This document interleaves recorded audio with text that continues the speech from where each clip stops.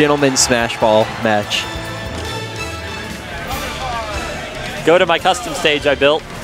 Are we really about to?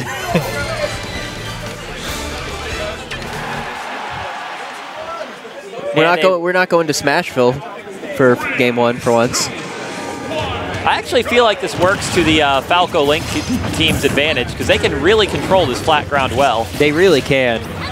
Between lasers and Link's solid projectile game. And right now, everyone's just going in, making for a very chaotic start to this match. Link's, you know, when both of the people on the other team are standing next to each other, you got Ness. Did Link throw those bombs? He's using, I believe Link did in fact throw bombs earlier. He has been throwing bombs. He's been using them wisely.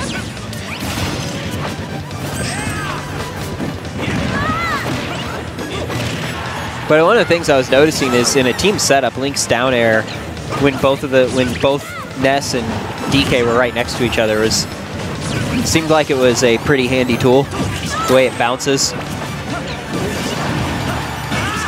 Ooh, that was a solid up air. And Donkey's gonna get hit by the same thing, but he's heavy. And this match is definitely far more chaotic than the last one. Every player's going in, every character's throwing out heavy moves, and they're just kind of boxing back and forth here. And Falco and Link are two characters that really hit very hard. Well, Ness actually hits really hard in this game too. All of these are heavy-hitting characters here.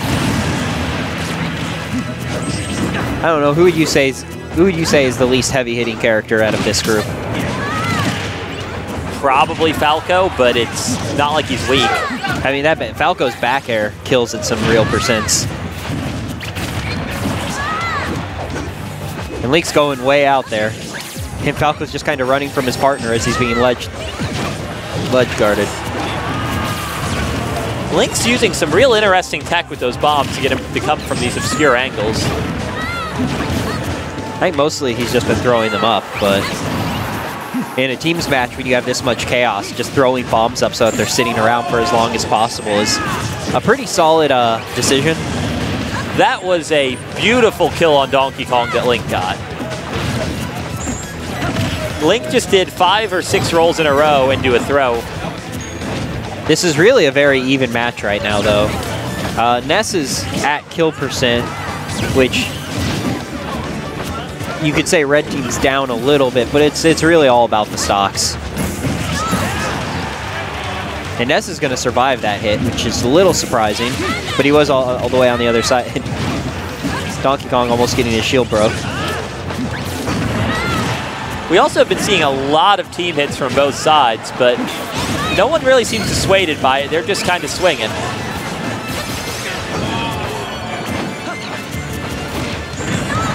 And did you see what Link tried to do to Donkey Kong there? I missed that.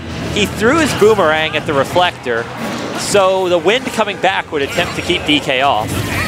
It didn't quite work, but it was a really clever idea. Ooh.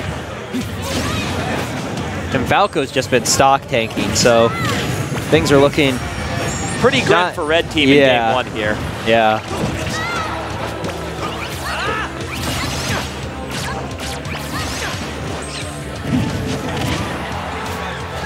I wonder if the Ness player knows that you can PSI magnet bombs.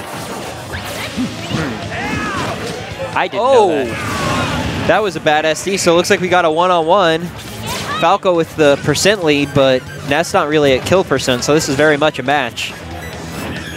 And I feel like as a one-on-one matchup, this definitely leans in Ness's favor. A lot of things, well, a lot of matchups would lean not in Falco's favor in a one-on-one. But the Falco player is playing very patient, very smart. He's like, I have an 80% lead. I'm just going to take my win real slow. Yeah, and he's just poking at him with really safe stuff. Oh, and that was a good read. It's like, no need to take risk. Just the kill will come. Ooh, not if he gets hit by stuff like that. Ness's bat can kill pretty early. I mean, obviously not at 20%. Well, but there's an F smash. Blue team manages to round it off, but after a bit of a scare, I'd say.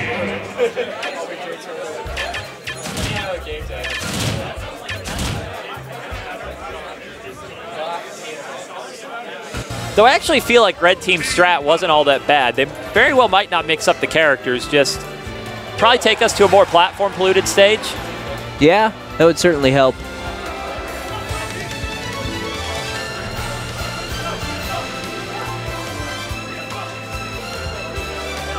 So how exactly does, because you got somebody in the stream chat mentioning that you can absorb bombs, but only the explosion, not the bomb itself. Yeah, if the bomb actually hits Ness directly, then the physical hit of the bomb will hit him. But if it explodes near him, then PSI Magnet can absorb the explosion. All right, so here we are in game 2 with Crakedory, NikosTheName. I think it's supposed to be named. Shankspeare and Otter. And early on, I think you really see the power of this battlefield counter pick, as Falco's just taken a beating. Yeah, and this is pretty much exactly what you expected, was platforms. Because I feel like the main difference in terms of the preferences of these teams is that Ness and DK both have really strong platform games. Lynx is okay, and I think Falco's is kind of weak. Ooh. Oh. DK giving up the world there. Yeah, no kidding. Well, and Link had a ledge trump too that he could have capitalized on, but didn't. A few missed opportunities. That stuff kind of happens, though. You can't hold it against yourself, or else you'll just make more mistakes.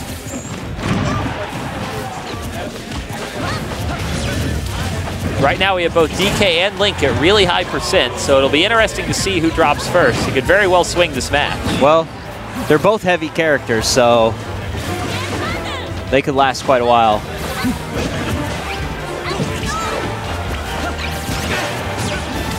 That was a good hit on Link. Falco just covering Link's return really well, but then excellent F smash. Kind of double play from Ness there. I have been noticing DK's been going for a lot of those forward airs. Well, they pay off big if you can hit them. More often than not, they don't due to the slow speed of the move. But in doubles, though, you can get away with doing stuff like that a bit more, assuming your teammate's watching your back. Yeah, but I feel like in a lot of these edge guard situations, DK could be just closing things out with his back air. DK's back air is pretty beastly, much like the character, who is in fact a large beast.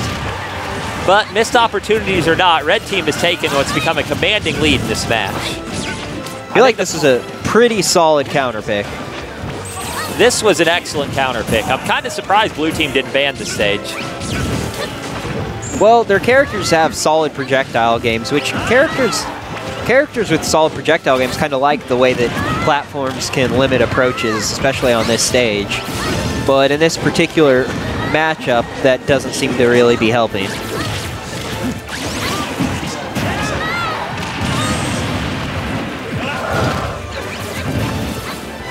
But it's not over yet.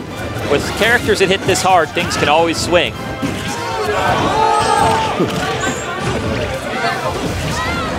And some more missed punishes from DK. I feel like Link could have been in a lot of trouble there. And Link's landed quite a few forward smashes, I feel like. But so has Ness. Yeah. Ness is making good use of that home run. And there's that back air you were talking about. I think a back air would have shut him out right there. But it looks like it didn't matter. And I think we saw the counter pick stage do a lot of work for red team, but now the situation reverses, and we're going to see a counter pick stage can't win you a set. So blue team can easily pull this to something more in their favor. Go back to FD? Well, that would be DSR blocked, but yeah. I would not be surprised to see Smashville at all. Oh! Okay. Red team just lets them do it. Well, some people don't know all the various rules of Smash, so that can kind of work to advantages and disadvantages sometimes. Well, legal or not, this is a very powerful stage pick for blue team. We're going to have to see if red team has gotten any reads on blue team over the course of these two games. Things are going a bit better, I think, for red team than they were at the start of the last match here. But this is very, very even.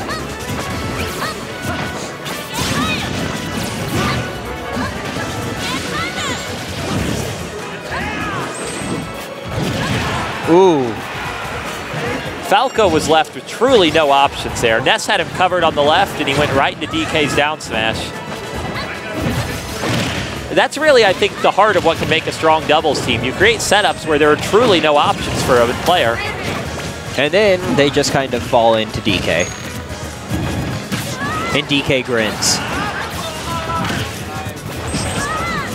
Because one thing that I think really defines Smash 4 is there are a lot of offensive 50-50s. But in doubles, you can cover both sides of the 50-50 with your teammate. So it's just you hit them and there's nothing they can do. And they're forced to make a decision between bad and worse. And that was quite the TK there. Red team still has a pretty strong lead, but they can't afford too many more of those. And then certainly not that. Ness had been stock taking.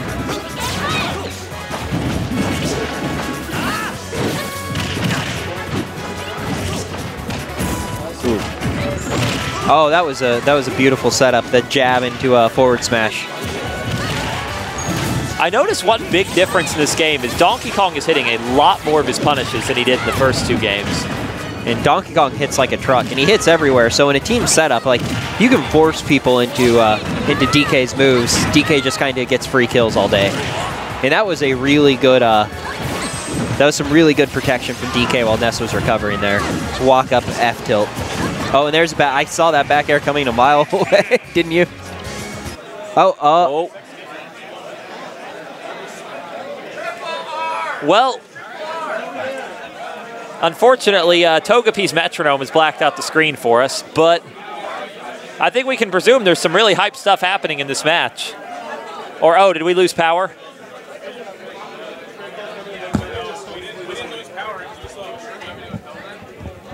Oh.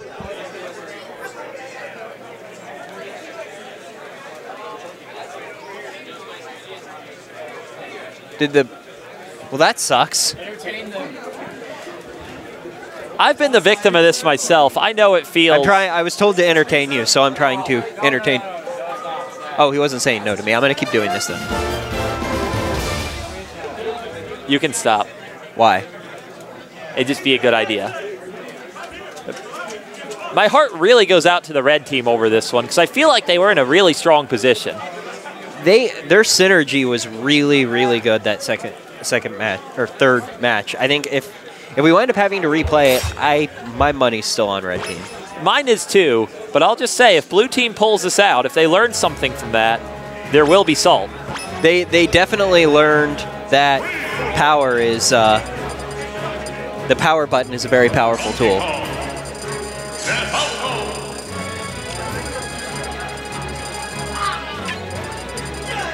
And I really wouldn't just count out the blue team. They did win the first game, and they've done a lot of clever things in their own right. Yeah, definitely.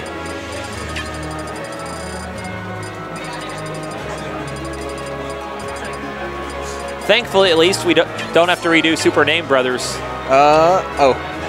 Yeah, we got to do this, though, real quick.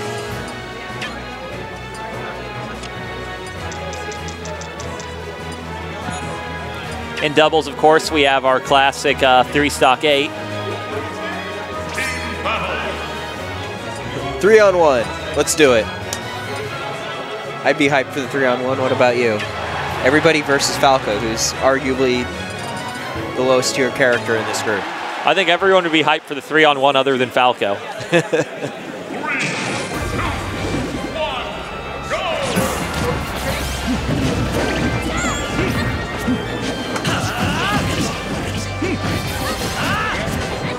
But right off the bat, we have an early lead for the blue team. That's kind of heartbreaking, really. I don't like this. Yeah, I generally wouldn't take a side one way or another, but it really is going to be a heartbreaker if red team loses this, given the position they were in the last game 3. The salt will be real. I will have salt for red team if they lose this match. But you got to take what you can get. I won't lie. If I was on blue team, I would be fighting my heart out. And they are. Oh, that looked so beautiful. That's like combo video worthy right there. The synergy. The red team pulling out the preemptive salt. Ooh. Okay, hang in there, Ness. I believe in you. I'm sorry. I'm not supposed to be picking sides, but I'm totally rooting for red team right now. You can do it, Ness. What? What's? There's nothing wrong with my Wii U at all. I can guarantee you that. Is someone? Are we overloading a circuit or something? No, because this is all working just fine. I don't get why that would be the only thing you can have.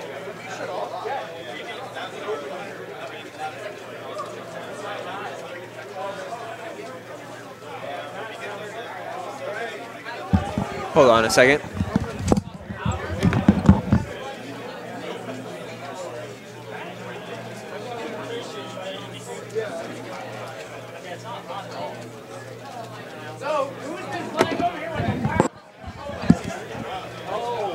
So what's up, stream? This is DMX. Right now, it seems like what people are believing is there's a wireless controller somewhere in the venue that is constantly turning off the Wii U.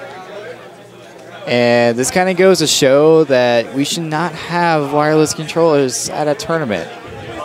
I don't care if that's your preferred way to play the game. I feel like it's just kind of, we have situations like this.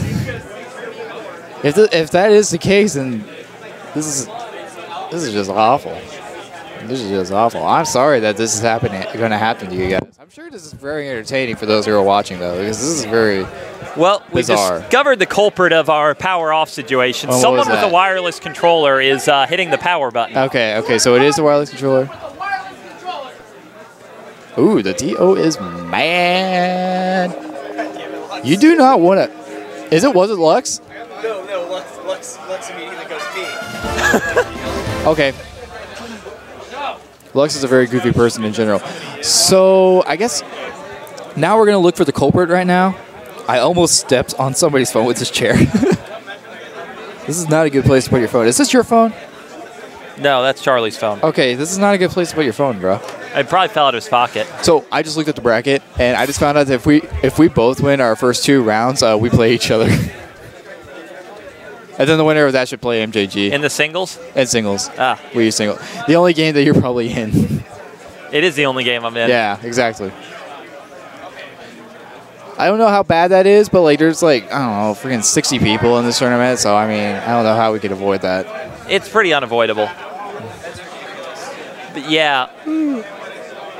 Like, I'm usually on the side of not banning things, but honestly, I am not opposed to banning wireless controllers because this happens almost every tournament. We were just I was just talking about this in the stream right now. Like, I don't care if it's your preferred controller. Like, if you have like I don't know, Wii U controller or something like that, or Wii Remote and Nunchuck.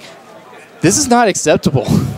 Like, if you do this, if I were running a tournament and I found someone who did this, I wouldn't just DQ them. I would throw them out of the venue, ideally where they don't have a ride. I want them walking. Ooh, my gosh. This is We're in Iowa. This is north. They're gonna freeze to death if you do something like that, man. Well, You're crazy. Their frozen corpse will be a warning to all future entrants to desync their wireless controllers. You're an evil, evil man. You're not so amazing as your tag actually says you are. You're also very Ampharos-like because you're extremely tall.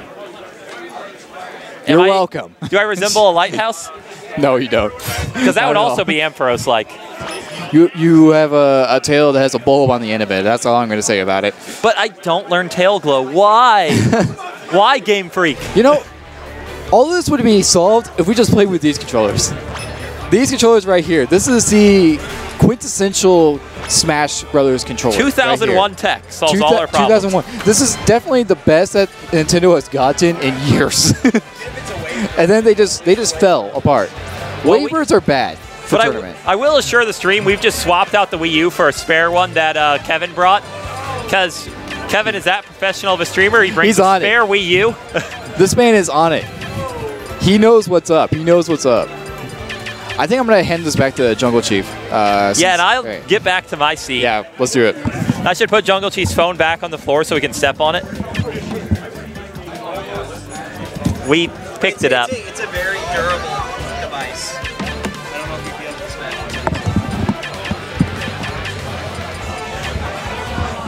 So before we get on this, there was one thing that really got me salty. When they were having all that technical difficulty, there was one of the melee people was sitting there. It's like, oh, come on, it's not even a competitive game. Why is it bothering you guys? Did he really say that? Yeah.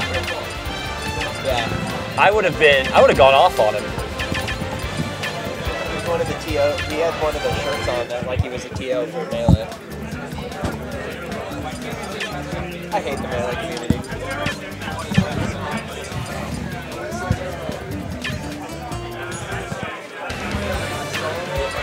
So yeah, we were just having a discussion about why wireless controllers should be banned, because people cannot be trusted to use them properly. Yeah, that's pretty true. I mean, I really feel bad because, like, Cole in our scene plays with Wiimote and Nunchuck. He does it right. He pops the batteries. He's not a problem. But every tournament I've been to where people use wireless, something like this happens. It's because stupid people exist. They should not be allowed. I've actually heard the position, and I think you can make it work. You can use wireless controllers, but if you're not actively playing at the time, then you need to leave it at the TO station, just where no one will touch it. That's not a bad idea, but for really large events, that's the logistics of that is... Well, they are banned at EVO. Yeah, which they should be.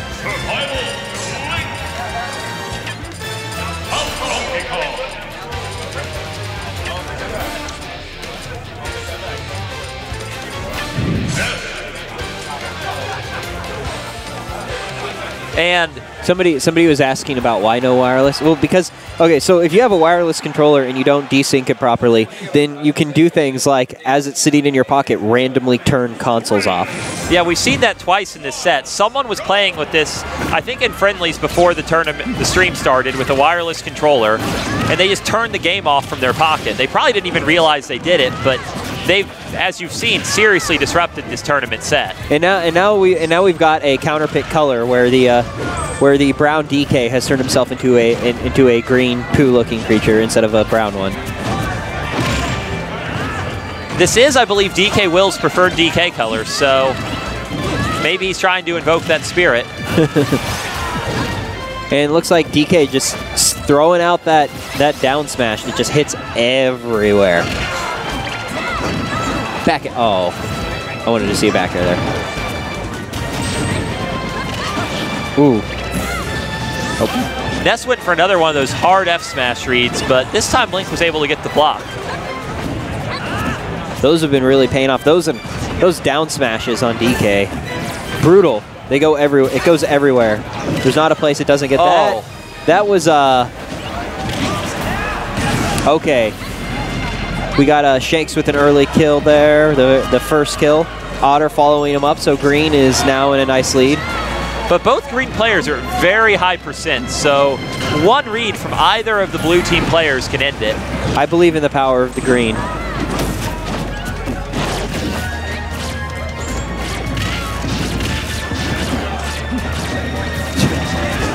That laser seems legitimately obnoxious for DK.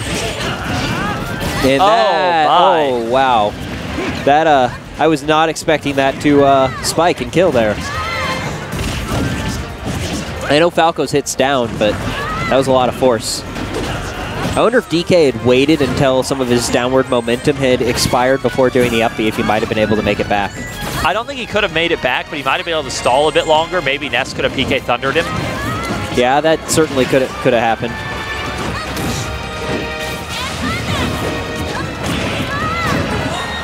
And much like in the first game, we're going into swinging mode from both sides. Oh, that was a big loss for green team.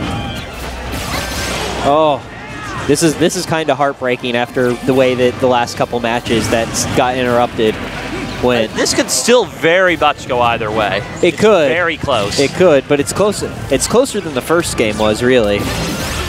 Yeah, this is very competitive right now. Ooh, that was a good forward air, but yeah, didn't hit with the powerful hit. That's been a lot of damage on Falco. Now, ooh. if I were green team, what I would actually do, I would try to kill Falco first and then try to take Link right after the share stock.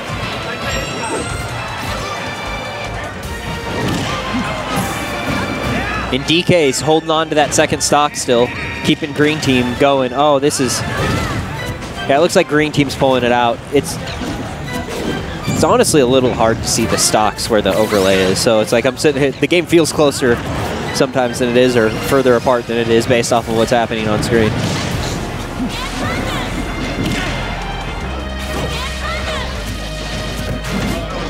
You know, for the purpose of streaming, wouldn't it be great if they had an interface customization where you could move like the percentages up a little bit, or to the I top think that might be somewhere in the menus, but it'd be hard to find.